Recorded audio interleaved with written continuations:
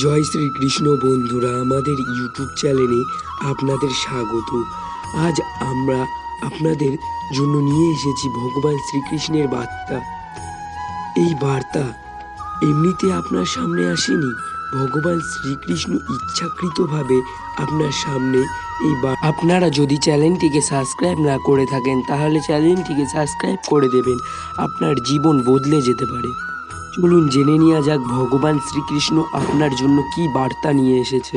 এর জন্য আপনাকে শুধু একটা ছোট্ট কাজ করতে হবে। ভগবান শ্রীকৃষ্ণের যে 3টি ছবি আপনার সামনে উঠে এসেছে তার মধ্যে একটি ছবিকে স্পর্শ করুন।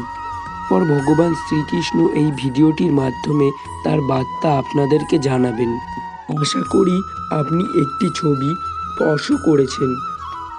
যারা ছবি নাম্বার 3 বেছে নিয়েছেন তাদের ভগবান বলতে চান যে আমি জানি তুমি খারাপ সময়ের মধ্যে দিয়ে যাচ্ছ, কিন্তু একটা কথা সবসময় মনে রেখো, জীবনে যা ঘটে ভালোর জন্যই ঘটে।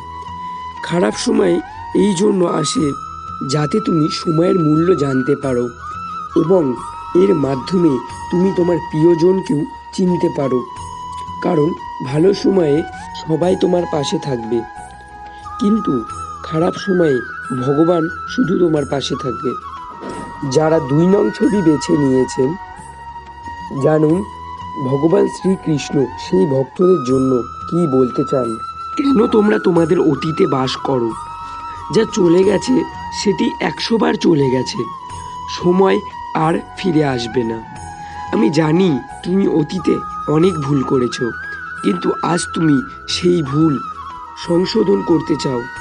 আরও ভুল তো সবাই করে, কিন্তু আমাদের দৃষ্টিতে যে তার ভুল মেনে নিয়ে শুধরে নিতে চায়, আমি সেই ভক্তদের তাদের সাহায্য করি। এমন কি হয়েছে? তোমার ভুলের কারণে কি কেউ তোমাকে ছেড়ে চলে গিয়েছে? তাকে যেতে দাও, সে কখনোই তোমার ছিল না। আসল ভালোবাসা সেটা নয় যে তোমাকে মাত্র একটা ভুলের পর, ভালোবাসা তাকে বলে যে 100টি ভুল শুধরে নিয়ে সাথে থাকে, সমস্ত চিন্তা ত্যাগ করে তোমাকে বিশ্বাস করে। যারা 1 নং ছবি বেছে নিয়েছে, ভগবান তাদের বলতে চান, যেই ব্যক্তি আপনাকে মূল্য দেয় না এমন মানুষের সাথে থাকার চেয়ে একা থাকাই ভালো। যে লোকটি আপনাকে মোটেও সম্মান করে না এমন মানুষের সাথে থাকার দরকার নেই। মানুষ ভুলের জন্য একবার ক্ষমা করে দেয়, তার সাথে ভালো ব্যবহার করুন, কিন্তু একই ব্যক্তিকে বারবার বিশ্বাস করে কখনো বোকা হবেন না। প্রিয় বন্ধুরা, এগিয়ে যেতে আমাদের কঠোর পরিশ্রম করতে হবে। যিনি শ্রীকৃষ্ণের সাথে একান্ত থাকে তাকে কেউ পরাজিত করতে পারবে না। কমেন্টে জানাবেন আপনি কোন নম্বরটি বেছে নিয়েছিলেন।